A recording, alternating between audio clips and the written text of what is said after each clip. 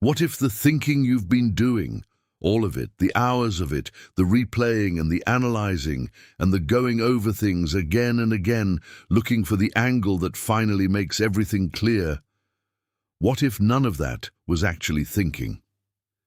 What if there is a specific, well-documented mental state that feels exactly like productive thought, that uses the same words and the same internal voice and the same sensation of working through something important, but produces nothing, resolves nothing, changes nothing, and actually makes everything worse because it has a name, and the moment you know the name and understand what it actually is, you will never confuse it for real thinking again. And that distinction, that one specific distinction between the two, is the difference between a mind that works through problems and comes out the other side, and a mind that spins in the same place for months or years, exhausted, convinced it's doing the work, wondering why nothing ever actually moves. I'm going to give you the name right now and then show you exactly what it does to you, why it's so hard to stop, and what actual thinking looks like compared to it. Not as theory, as something you can use before this video ends. The name is rumination, and before you decide you already know what that word means and move on, stay with me, because most people who hear that word think it means worrying, and it doesn't. Worrying is mostly forward-facing. It's about the future, about what might happen. It's anxious and anticipatory, and while it's exhausting, it at least has a directional quality. It's aimed at something. Rumination is different. Rumination is circular. It's the past and the present folded into each other, running on a loop, returning to the same material again and again, not to resolve it, but because the mind genuinely cannot find the exit. It's the conversation you've replayed 40 times, the decision you've second-guessed for months, the thing you keep turning over, looking for the angle you missed, the version of events that makes more sense than the one that actually happened. Rumination feels like thinking because it uses all the same tools. Same internal voice, same sensation of effort, same sense that you are engaged with something real and important. But thinking moves. Thinking takes you somewhere. Rumination returns you to the same place every time. It is a closed loop pretending to be an open road. And if you've been living inside it, you know exactly what I'm describing, because you've felt the specific exhaustion of working very hard on something and ending up exactly where you started. Here's what's happening in the brain when rumination runs, because understanding the mechanism is what lets you interrupt it instead of just trying to willpower your way out. When you encounter a painful experience, the part of your brain responsible for finding patterns and drawing conclusions activates and starts working. That's completely normal. In most cases, after a period of processing, the brain reaches some kind of resolution and moves on. But in rumination, that resolution never comes.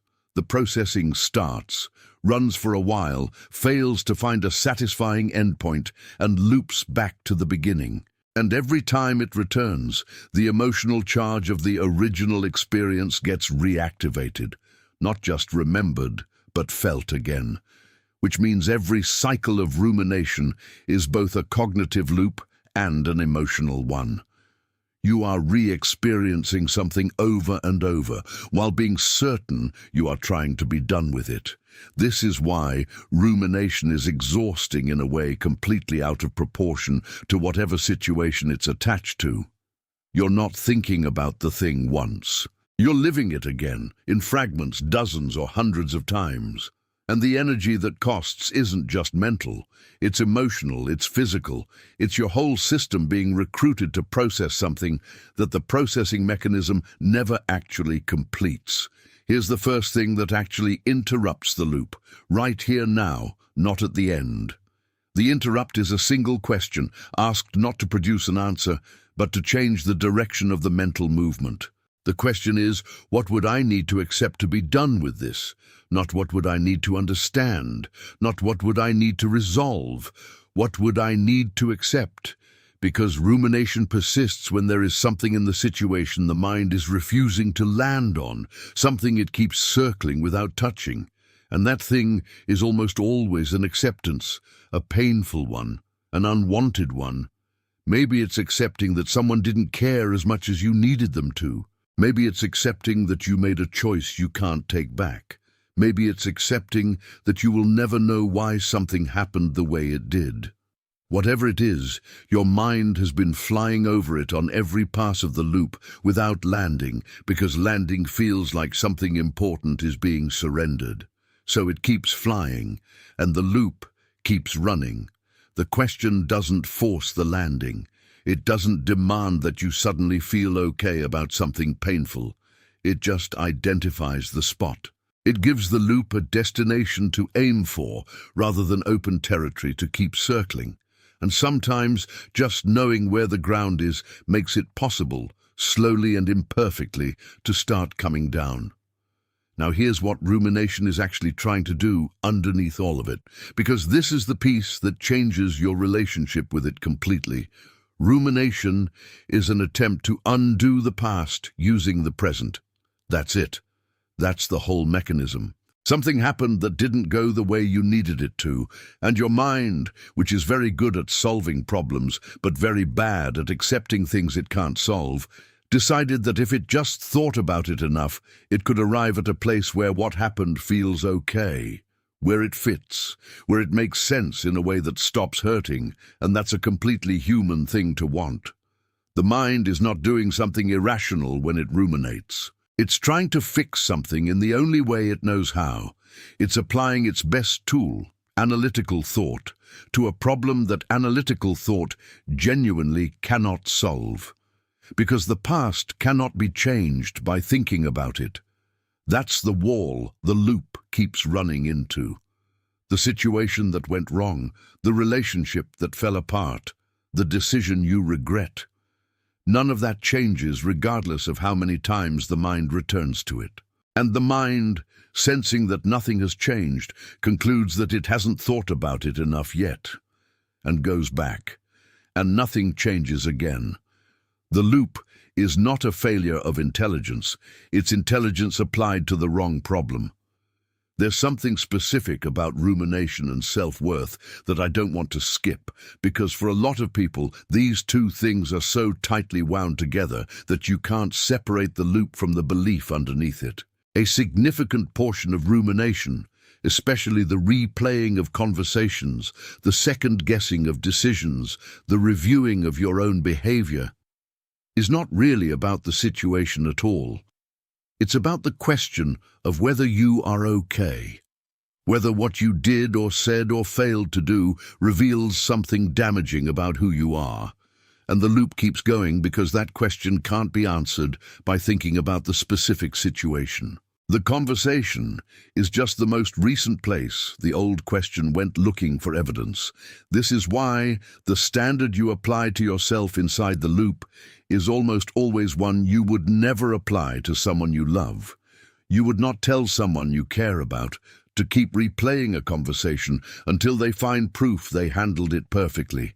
You would tell them it was hard, they did what they could, and they are allowed to move on. You are allowed to move on, even without the resolution, even without the clean answer. The loop has been promising and never delivering. Let me give you the rest of what actually helps, because the acceptance question is the interrupt. But there are two more things that work at a different level.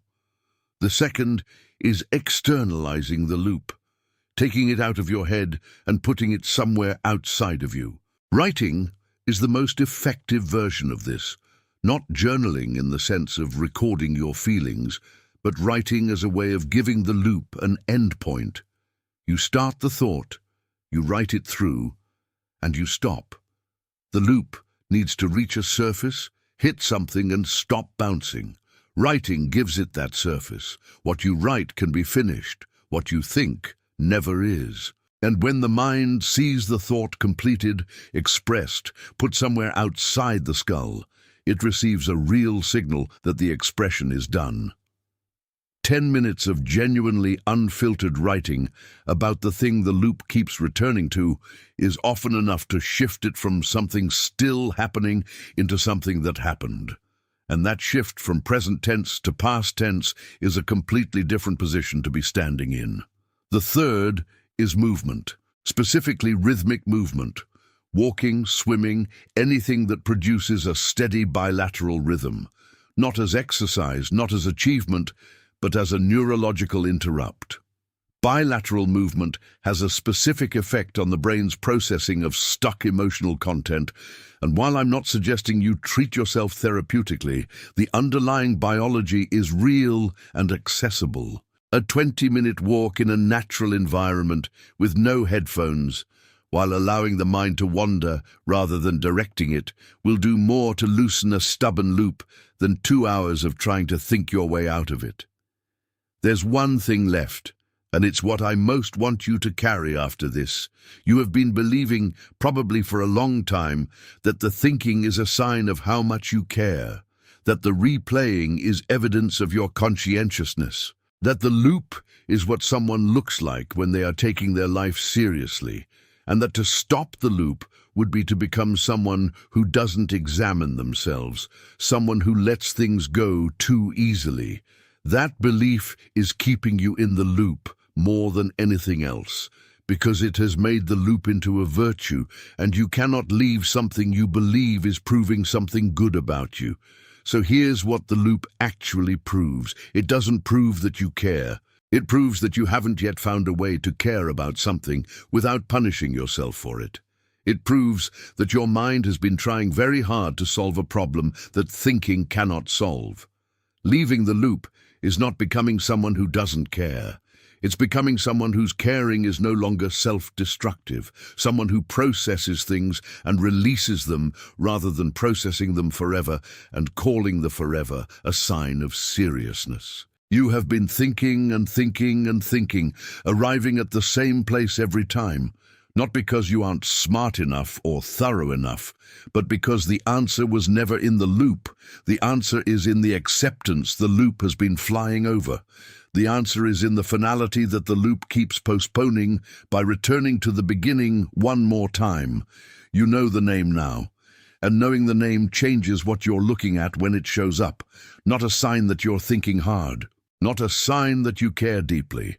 A sign that the mind got stuck is spinning and needs something different than more of the same movement in the same circle. Rumination. That's what it is. And the moment you see it clearly enough to call it what it is, you are already slightly outside it, which is the only place from which anything can actually change.